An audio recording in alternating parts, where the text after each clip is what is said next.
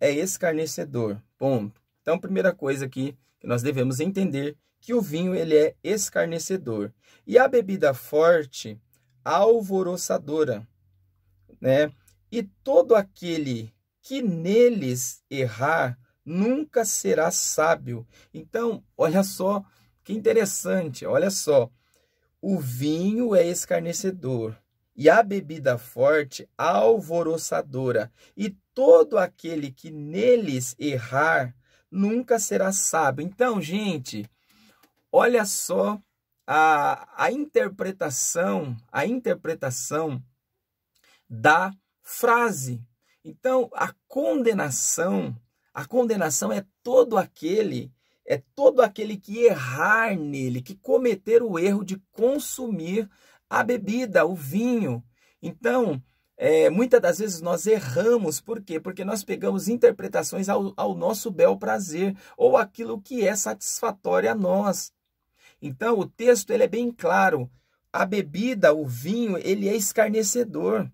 O vinho Iaim, que no original aqui é o vinho fermentado, ele é escarnecedor, ele traz escárnio para todo aquele que consome. Não importa se é pouco, se é muito, ele traz escárnio. E a bebida forte, alvoroçadora, ela faz o quê? Traz um alvoroço na pessoa. Ela faz com que a pessoa se torne um dependente, um ébrio. Então você se torna um ébrio, você se torna um embriagado, você fica fora de si, você arruma confusão. Por isso que o próprio texto aqui, voltando em Efésios, ele diz: não vos embriagueis com vinho que traz contenda. E não vos embriagueis com vinho que traz contenda, mas enchei-vos do Espírito.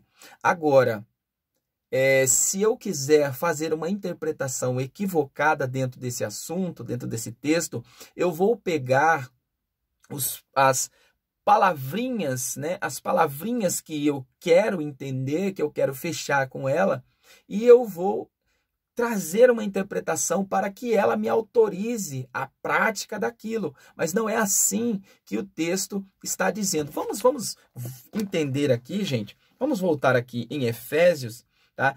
Vamos entender Efésios capítulo 4, primeiramente, para nós agora fazer uma interpretação aqui do capítulo 5 primeiro. Capítulo 4, ele vai falar, a primeira coisa que o apóstolo Paulo ele vai falar aqui, sobre a unidade da fé. Então, olha só, Paulo está falando sobre a unidade da fé. Segundo, Paulo ele vai falar sobre a santidade do cristão após o costume gentios. Então, ele está falando da santidade, tá, dos cristãos e os costumes dos gentios. Então, ele está falando do tempo que você era gentil, que você estava no mundo, e do tempo que você agora está com Cristo. Fazendo essa interpretação, ele diz assim, ó: e digo isto, verso 17, e testifico no Senhor, para que não andeis mais como andam também os outros gentios, na vaidade dos seus sentidos, entenebrecidos no entendimento, separados da vida de Deus, pela ignorância que há neles, pela dureza do seu coração, os quais, havendo perdido todo o sentimento, se entregaram à dissolução, para com evidez cometerem toda a impureza. Mas vós não aprendestes assim a Cristo, se é que o tendes ouvido e nele fostes ensinados, como está a verdade em Jesus. Que quando ao trato passado vos despojeis do velho homem que se corrompe pelas concupiscências enganosas e vos renoveis no espírito dos vossos sentidos. Então, olha só, Paulo novamente aqui falando, chamando a atenção para as práticas do velho homem. Então, Paulo aqui falando para eles, chamando a atenção dos irmãos ali de Efésios, a respeito dessa prática. Olha, a prática que vocês faziam quando vocês eram do mundo, quando vocês eram velhas criaturas, vocês têm que abandonar, deixar essas práticas. Aí agora, nós vemos aqui ele falando assim, ó, não, verso 30, não entristeçais o Espírito Santo de Deus, no qual estáis selados para o dia da redenção. Toda amargura e ira e cólera e gritaria e blasfêmia e toda a malícia sejam tiradas de entre vós. Então, olha, e não entristeçais o Espírito Santo de Deus, no qual estáis selados para o dia da redenção. Toda amargura, ira e cólera, e gritaria e blasfêmia, e toda a malícia seja tirada de dentre vós. Agora, falando agora aqui, entendendo que Paulo estava se direcionando aos irmãos, né, falando aqui da prática da fé, falando aqui da velha natureza e da nova natureza, agora Paulo chama a atenção aqui para a prática de embriaguez, porque se Paulo estivesse falando com pessoas que não tinham costume de beber vinho, de beber bebida alcoólica, Paulo utilizaria a questão ou a versão de, olha, não bebam bebida alcoólica, mas sejam cheios do Espírito Santo. Mas como Paulo estava tratando aqui com pessoas que tinham costume ou eram acostumados a beber bebida alcoólica, ou tinha saído da prática dos vícios, Paulo utiliza essa passagem, olha, não vos embriagueis com o vinho, que traz contenda, mas enchei-vos do Espírito Santo. Então, entre trazer contenda por tomar vinho, se embriagar com vinho, qual é o melhor? É se encher do Espírito Santo. Então, é isso que Paulo estava dizendo. Agora, voltando lá para Coríntios, né, no capítulo 11, quando Paulo fala a respeito da ceia, você vai ver, discorrendo o capítulo 11, você vai ver que Paulo, ele estava falando com os irmãos que estavam literalmente enchendo o pé na igreja. E Paulo fala para eles, olha, vocês estão enchendo a cara, vocês estão bebendo, comendo, vocês estão ficando bêbados na ceia do Senhor. Mas não é isso que é a prática da ceia. Aí Paulo começa a discorrer no verso 23 de Coríntios capítulo 11. Olha, porque eu recebi do Senhor o que também vos ensinei, que o Senhor Jesus, na noite que foi traído, tomou o pão e, tendo dado graça, o partiu e disse, tomai e comei todos. Fazei isso em memória de mim todas as vezes que vocês se reunirem para comer desse pão e beber desse cálice, do cálice do Senhor, não do cálice dos homens. Então, o que Paulo estava falando aqui, ele estava separando a prática do que eles estavam confundindo com práticas de beberrões, com práticas gregas, porque os banquetes gregos eram banquetes de sodomia, bebedice. Eles se embriagavam, existia a festa do Carnivai lá na Grécia, que eles saíam para a rua bebendo, se prostituindo, fazendo sexo na rua, sexo explícito no meio da rua, e teve pessoas que acabaram morrendo, sendo pisoteado por essa multidão. Então, gente, se você conhecer um pouquinho do conceito do que Paulo estava falando, estava aqui ensinando eles, você vai ver que Paulo estava chamando a atenção para que eles não se embriagassem, para que eles não substituíssem o tiroche, né, que é o vinho sem fermento, que é o fruto da vide, que nós vamos ver aqui, que Jesus fala a respeito na ceia, né? Na prática da ceia. Então, Paulo falou, olha, vocês estão substituindo o tiroche pelo iaim. Então, era isso que eles estavam fazendo, colocando no lugar do vinho sem fermento, do suco da uva, do fruto da vide, que na verdade, suco da uva, né, é uma expressão mais nova, era aquele alcoolizado. E o tiroche não, o tiroche já era o suco espremido, era o suco espremido ali do lagar, era aquele suco novo que era tirado, ou aquele fruto, né, que era o mosto, considerado chamado de mosto, era aquele mosto tirado ali da hora, pisado, tirado na hora, aquele suco natural, aquele suco pisado da uva. Era isso que Paulo estava ensinando. Aí, meu Deus do céu, ele vai utilizar uma heresia, falar que Jesus, que o Cristo, ele era beberrão, falar que Jesus bebia vinho. Gente, é um absurdo. Isso eu não me contive com essa questão. Foi por isso que eu fiz aqui essa refutação aqui desse vídeo. Mas vamos passar mais um pedacinho aqui, nós já vamos encerrar aqui. Mas vamos lá. Aqui está dizendo que nós não devemos nos deixar dominar pela bebida. Olha só. Não está dizendo que é pecado beber. Está dizendo que é muito perigoso a bebida. Gente, só para você ter o entendimento. Se é perigoso, isso é o quê? Isso é pecado. Porque se aquilo te põe em perigo, se aquilo traz um perigo para você, então isso se torna um pecado. Então tudo aquilo que não traz bem para você, tudo aquilo que não traz coisas boas para você, ela te traz mal. Então tudo aquilo que é mal é pecado. Então nós sabemos que nós não podemos utilizar dessas falácias para nós concordar com o erro. Se nós concordarmos com o erro, nós acreditamos que a Bíblia não fala a respeito de droga, a Bíblia não fala a respeito de utilizar maconha, cocaína, crack. A Bíblia não fala sobre essas substâncias, pois não era produzida naquele tempo. Então eram substâncias que foram produzidas agora, no nosso século 21, no século 20, século 21. Agora, isso deixa de ser pecado porque a Bíblia não fala a respeito? Claro que não, porque nós sabemos que tudo aquilo que não é para o bem, ele é para o mal. E tudo aquilo que não é para o bem, se ele é para o mal, então é pecado. Então, nós não podemos utilizar essa conversa, essa interpretaçãozinha barata, essa interpretaçãozinha herética, né, para nós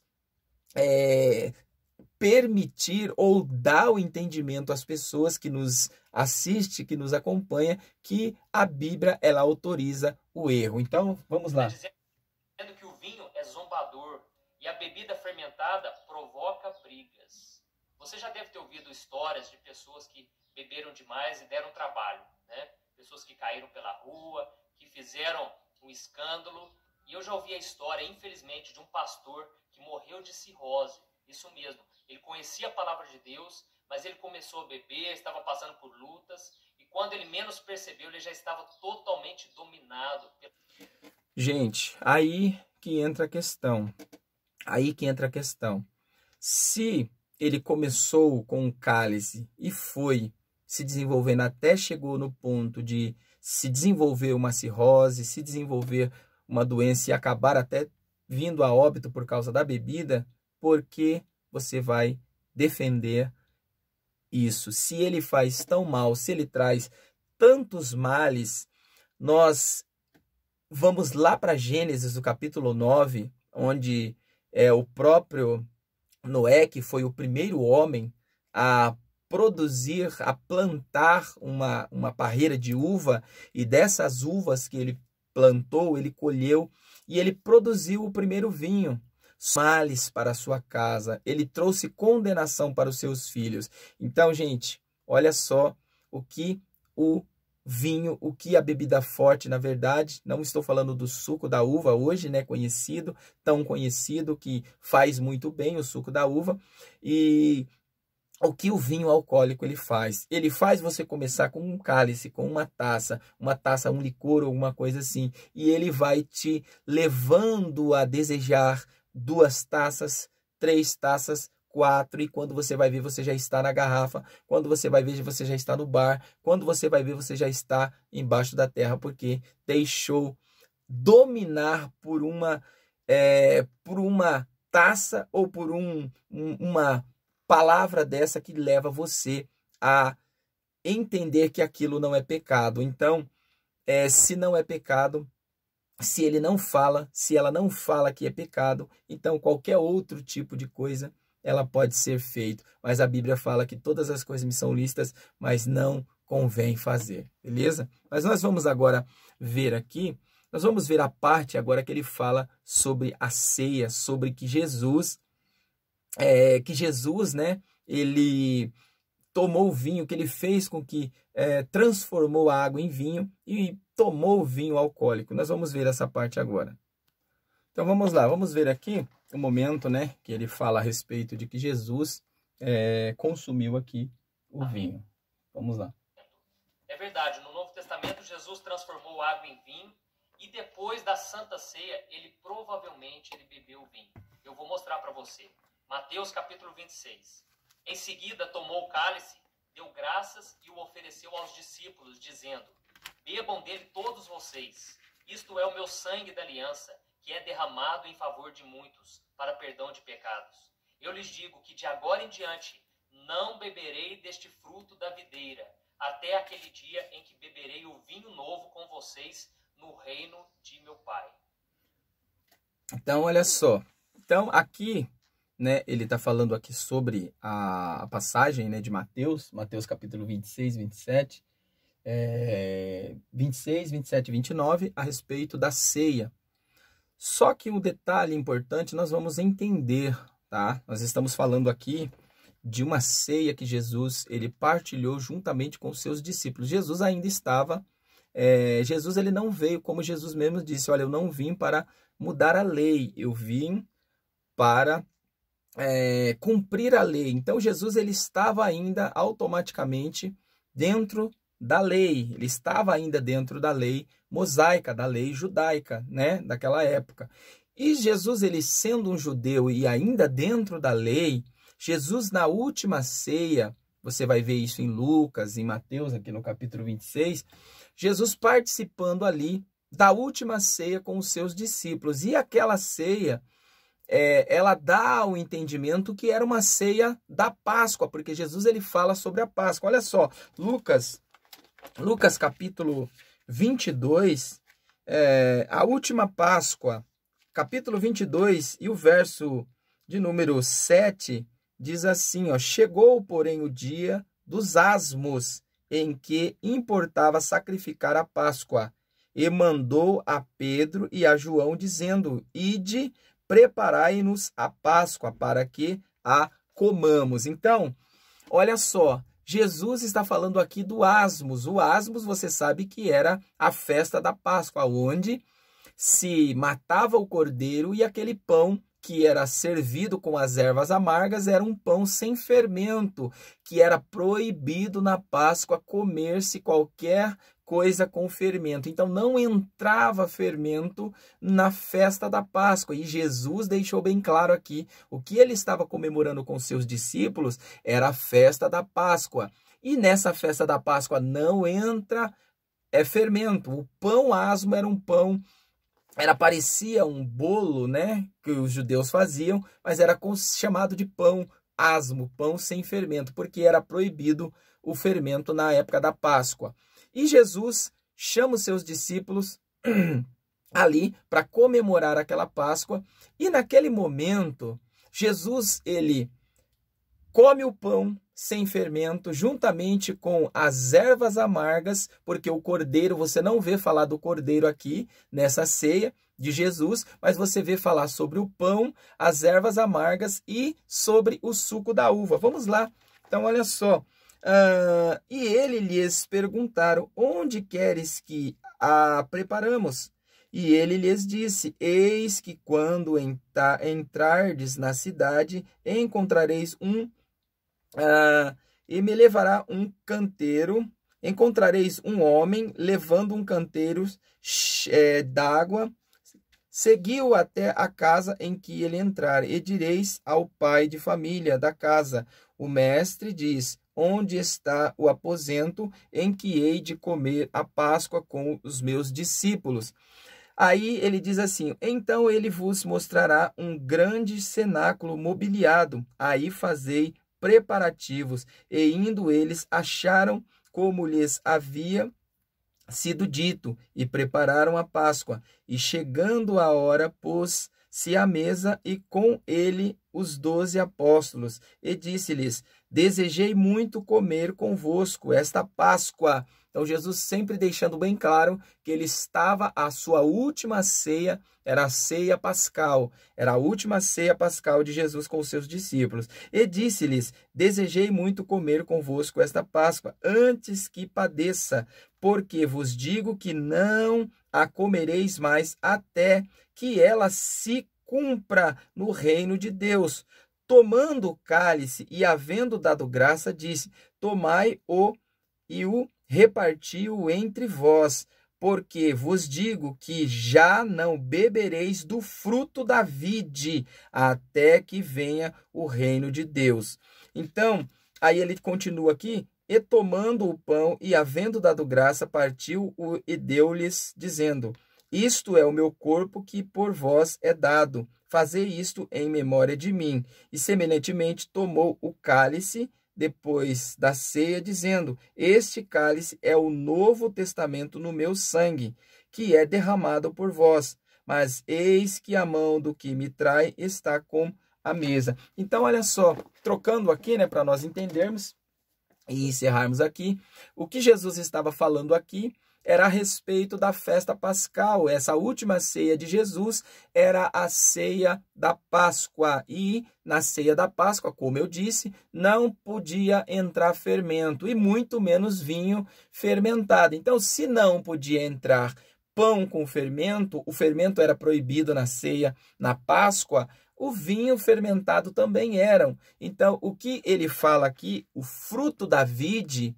que Jesus serviu aqui para os seus discípulos, esse fruto da vide era o mosto, era o tiroche, era o vinho não fermentado. Era esse considerado para nós aqui o vinho novo, ou o suco natural da uva. Então, gente, não existe base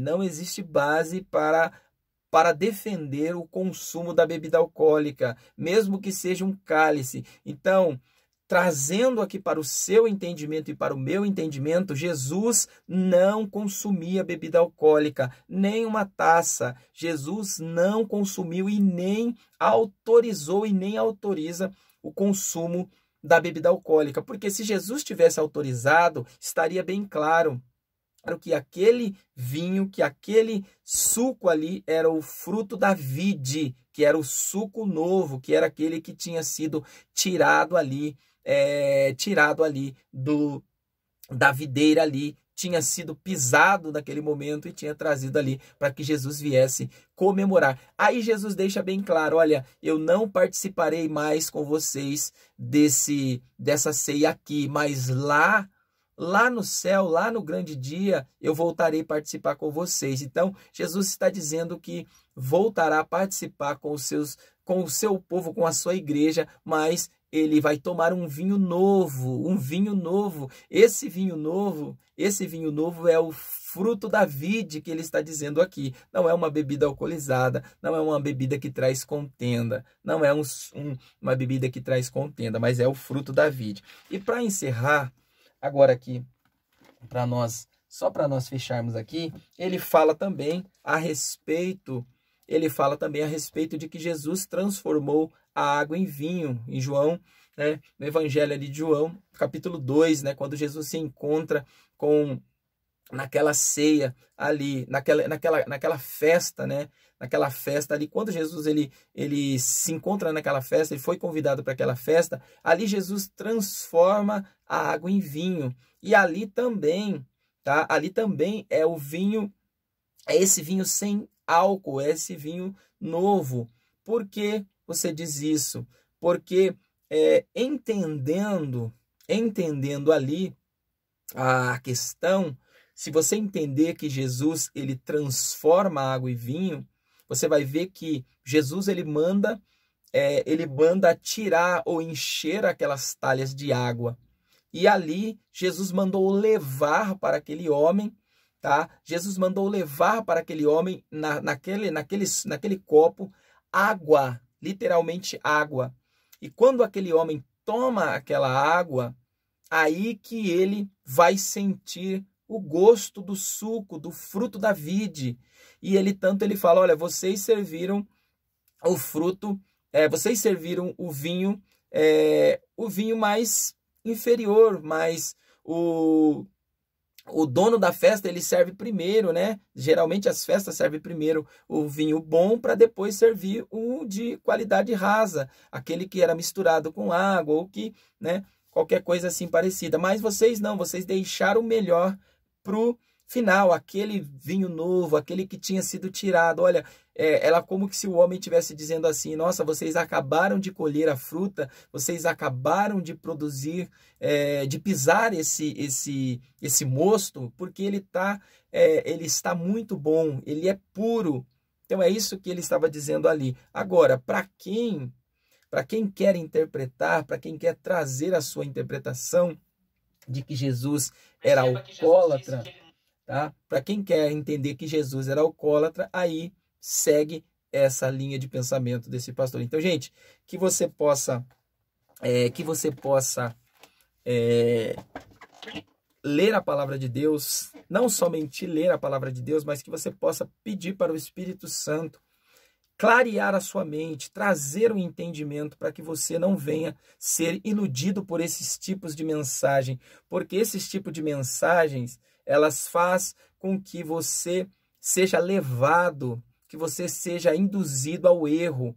Eu sei que talvez aqui, né, a mensagem dele é uma mensagem mais para trazer visualizações, para trazer likes, para trazer uma aceitação maior pelo seu público, mas em vez de eu trazer aquilo que as pessoas querem ouvir, querem endossar os seus ouvidos e elas querem permanecer no erro, eu prefiro que ninguém assista, eu prefiro que você não assista, eu prefiro que você não deixe like, que você não compartilhe essa mensagem se ela está te prejudicando. Mas se essa mensagem que eu estou trazendo é esclarecedora para você entender que esses tipos de mensagem não são a verdade, pelo contrário, é uma meia-verdade, que meia-verdade nunca é verdade. Então, eu te convido a compreender e pedir a interpretação do Espírito Santo. Então, que você possa pedir que o Espírito Santo te esclareça e não seja levado por esses ventos de doutrina, porque Paulo fala, né, em Timóteo: olha, Timóteo, cuidado, nos últimos dias seriam tempos trabalhosos, onde esses tipos de pessoas, eles viriam com mensagens sutis, com doutrinas de demônios, com doutrinas humanas, com filosofias baratas, vãs, e viria a confundir a cabeça das pessoas. Mas que o Espírito Santo ele possa esclarecer na sua mente, que ele possa esclarecer na sua mente a verdade das Escrituras. Amém? Então, que Deus possa te abençoar e que possa servir essa mensagem para você de alguma ajuda aí. Deus abençoe. E só para fechar, né, para nós já agradecer aqui, você vai lá em Isaías no capítulo 65, desculpe, Isaías 65, verso 8, vai falar lá sobre o suco da uva, que há bênção no suco da uva, no mosto, tá? E não no vinho alcoólico. O vinho alcoólico ou a bebida forte, ela traz maldição, tá? Ela traz escárnio, maldição, como diz Provérbios. E o mosto é dado por Deus, que está lá em Deuteronômio, capítulo 11, verso 1 e 4, que Deus ele dá a chuva e que essa chuva ela traz aí para a plantação um crescimento e para a vide também. E dessa vide ele traz o mosto aí. E também transbordará de mosto o teu lagar, Provérbios 3, verso 10. Então, o que ele está falando aqui?